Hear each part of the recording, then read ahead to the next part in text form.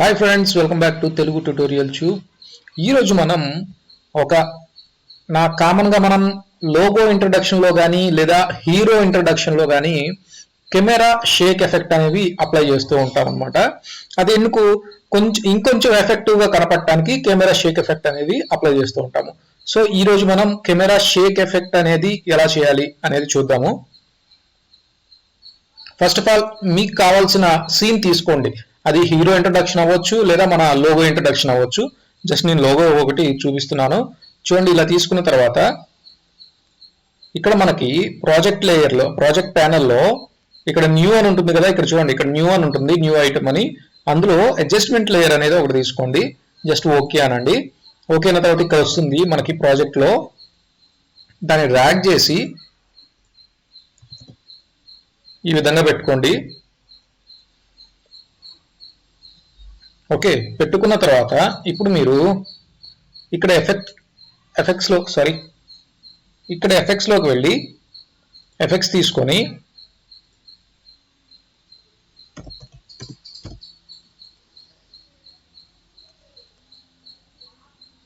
బ్లర్లో directional blur అని ఉంది కదా, దాన్ని తీసుకొచ్చి దీనికి అప్లై చేయండి.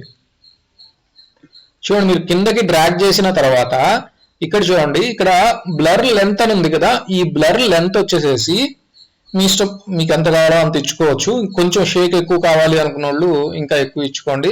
నేను ఒక 50 అయితే ఇస్తున్నాను.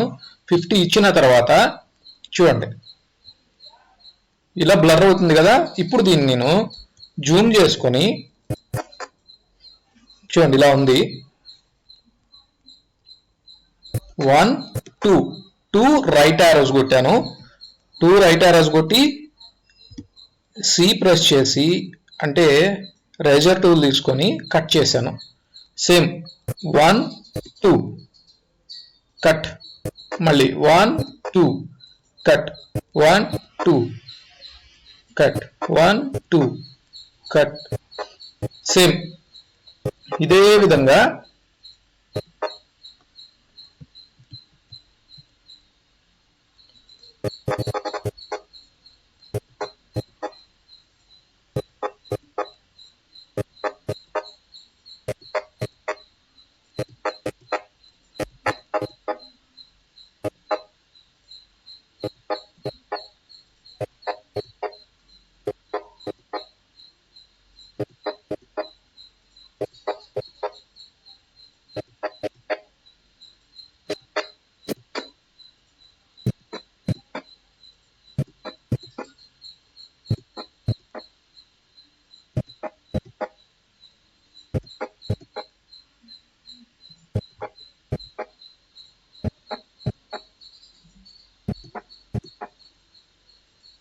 ఓకే, ఇదే విధంగా లాస్ట్ వరకు మీకు కావాలి అంటే కట్ చేసుకోండి. కట్ చేసుకున్న తర్వాత సెలెక్షన్ టూల్ తీసుకొని చూడండి,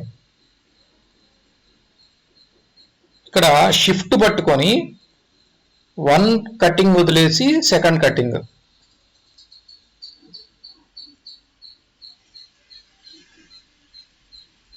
అంటే ఒకటి వదిలేసి ఇంకొకటి.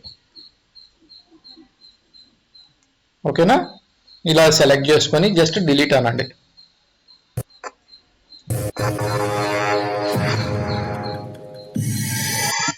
ఓకే, చూడండి,